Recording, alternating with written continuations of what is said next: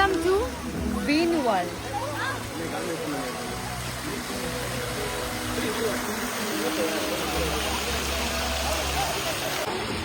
মনে হচ্ছে এখানে এসে পুরো প্যারিসে চলে এসেছি। কৌশিক কি বলছো? মানে ঘর বাড়িগুলো দেখো ওইদিকে, মানে বাইরের দিকটাই যদি এরকম হয় তাহলে ভেতরে যাওয়ার পর কি দেখবো। আর আমার এই সুন্দর ড্রেসটার ব্যাপারে তোমরা অনেকে আমাকে জানতে চেয়েছো, বলেছো যে এই ড্রেসটা কোথা থেকে কিনেছি। এই ড্রেসটা কিন্তু থাইল্যান্ড থেকে কেনা। ড্রেসটা ভীষণ কিউট, ভীষণ সুন্দর, আমি জানি। চলো গ্রিন ওয়ার্ল্ডের ভেতরে এন্ট্রি করা যাক।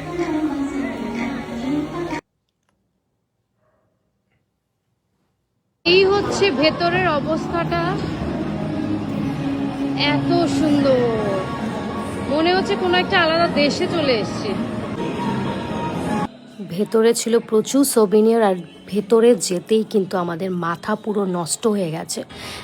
এই দেখো কত বড় ম্যাপ, কোথা থেকে কোথায় যাব আমরা নিজেও জানি না, পুরো মাথা ঘুরে গিয়েছিল। আর ভেতরে ডিজনিল্যান্ডটা দেখো এত সুন্দর, মানে আমরা কোথায় ছবি তুলবো, কোথায় ভিডিও করব কিছু বুঝতে পারছিলাম না। আর আমাদের বাগির সাথে একটা আইসক্রিম কিন্তু ফ্রি ছিল, আর বাগি দিয়ে কিন্তু আমরা যাচ্ছিলাম প্রত্যেকটা জায়গায়। এখানে টর্টয়েসটা দেখো, এটা কিন্তু ড্রিম জায়গা ছিল আমার। যেমন আবুধাবি যখন গিয়েছিলাম তোমাদেরকে দেখিয়েছিলাম, আর এই টর্টয়েসটা সবচেয়ে বড়, এইটাতে যাওয়ারও কিন্তু ড্রিম ছিল আমাদের। ফাইনালি কিন্তু আমরা এই জায়গাটায় চলে গেলাম। এই টর্টয়েসটার মুখ থেকে জল পড়ছিল, কি সুন্দর লাগছে দেখতে। ভেতরে যেতেই কিন্তু দ্য সিশেল, ওটার ভেতরে ঢোকার সাথে সাথেই কিন্তু দেখছিলাম প্রচুর জিনিস, প্রচুর মাছ। কি সুন্দর করে ওরা মাছগুলোকে ফিট করায়। আর এখানে কিন্তু অনেক মাছ ছিল, দেখো এই মাছটা কত বড়।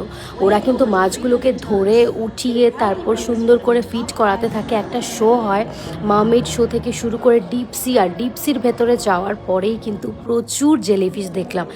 এতগুলো জেলিফিশ, মাই গড!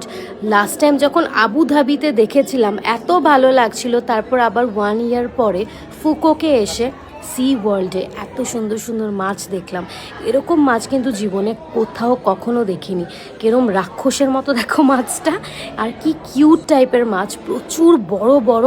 মানে মোবাইলে তোমাদেরকে কতটা বোঝাতে পারবো আমি জানি না। তোমরা যারা যাওনি তারা কিন্তু ভিন ওয়ান্ডার্সে অবশ্যই একবার যাবে, যেটা ভিয়েতনাম ফুকোকে অবস্থিত।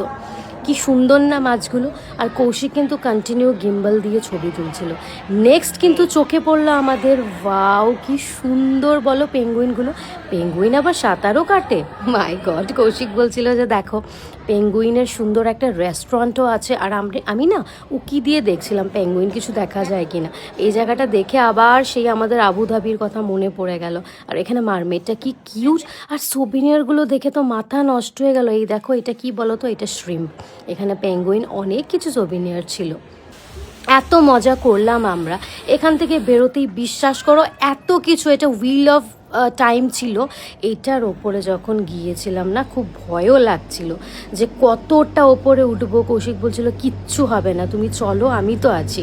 তারপর এখান থেকে পুরোটা ভিন ওয়ান্ডার্স দেখা যাচ্ছিল, ভীষণ মজা লাগছিল, ভয়ও লাগছিল। কৌশিক বলছিল কোনো টেনশন নেই, আমি যেখানে আছি। দেখো কতগুলো রাইড, এগুলো তো চড়তেই হবে বলো। আমরা কিন্তু অনেকটা উপরে, মানে দেখতেই পাচ্ছ যে ওই টর্টয়েসটা অব্দি কতটা নিচে। আমাদের ছবি ভিডিওস গুলো তো অবশ্যই দেখেছো।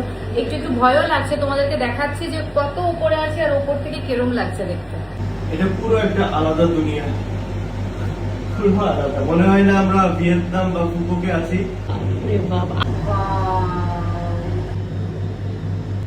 কি সুন্দর লাগছিল। আর প্রত্যেকটা রাইড দেখছিলাম। কৌশিক বলছিল এবার নেক্সট চলো, যাচ্ছি আমরা রাইডগুলো করতে। কিন্তু এর আগেই কিন্তু আমরা চলে গেলাম আমাদের সবচেয়ে ফেভারিট জায়গা, যেটা হচ্ছে গিয়ে কি বলো তো, ওয়াটার পার্ক। আমরা একদম ড্রেস ফেস চেঞ্জ করে পুলের ড্রেস পরেই কিন্তু চুল ফুল বেঁধে নেমে গেলাম একটু আনন্দ নিতে। যদিও এখানে ক্যামেরা নিয়ে যেতে পারবো না, কেন কি যদি ক্যামেরা নিয়ে যাই জলের মধ্যে পড়ে যাওয়ার। এখানে দেখো সবাই কত এনজয় করছে। আর সবগুলো রাইড তোমাদেরকে আমি ওপর থেকে দেখিয়েছি, ভেতরে কি করে দেখাবো, নয়তো জল পরে আমার এই আইফোন 17 প্রো ম্যাক্স নষ্ট হয়ে যাবে। তো এইখানে আমরা সুন্দর করে হাঁটছিলাম, আর প্রত্যেকটা রাইড চড়েছি, ভয়ও পেয়েছি। আর যেখানে কৌশিক আমার বর আছে, আমার কোনো টেনশন নেই, আমাকে একদম পুরো আগলে রাখে। তারপর একটু খেয়েও নিলাম। আর এখানে মাস্টার মশাই কিন্তু এখানে একদম খুব ভালো করে একটু মাসাজও নিয়ে নিল। রাইডগুলো কি ভয়ঙ্কর না সত্যি, এটা তো আমি চড়িনি বাবা, দেখেই কেরম লাগছিল। ওভারঅল না সবগুলো ভিডিওতে তোমাদেরকে দেখানো সত্যিই সম্ভব না, নয়তো ভিডিওটা মানে 100 মিনিটের ওপর হয়ে যাবে, এর চেয়েও বেশি হয়ে যাবে যদি আমি প্রপারলি দেখাতে চাই। আর অনেকগুলো রাইড ছিল, অনেক মজা করেছি আমরা সেদিন। এই রাইডটা কিন্তু মারাত্মক ভয়ঙ্কর, আমি উঠিনি, কৌশিক বলছিল ওঠো, আমি বলছি প্রশ্নই ওঠে না, চুল না দেখো একদম নিচের দিকে চলে আসে। দারুণ দারুণ আমরা রাইড এনজয় করলাম, ভয়ও পেয়েছি, মজাও করেছি। ওভারঅল কিন্তু দিনটা দারুণ কাটিয়েছি। এইটা কিন্তু একটা শ্যাম্পুর গাছ। আর এখানে দেখো আমরা একদম বাচ্চা হয়ে গিয়েছিলাম, এখানে এই রাইডগুলোও ছিল, আমরা কার রাইড করেছি, আর অনেক কিছু খেলার জিনিস ছিল, সব কিছু আমরা করেছি, কোনো কিছু বাদ দিইনি। তারপরেও কিন্তু আমরা এই 100%-এর মধ্যে না আমরা ধরো 60%ই আমরা ঘুরতে পেরেছি, পুরোটা সম্ভব হয়নি। এত বড় ভিন ওয়ান্ডার্স, যারা ফুকোক গেছো বা যাবে অবশ্যই কিন্তু এখানে যাবে। অনেক অনেক অনেক মজা করেছি। তোমরা যারা আসলে অবশ্যই ভিয়েতনাম ফুকোকে ভিন ওয়ান্ডার্সে কিন্তু অবশ্যই আসবে। চলো দেখা হচ্ছে নেক্সট ব্লগে, টিল দেন লাভ ইউ সবাইকে, টাটা, বাই বাই।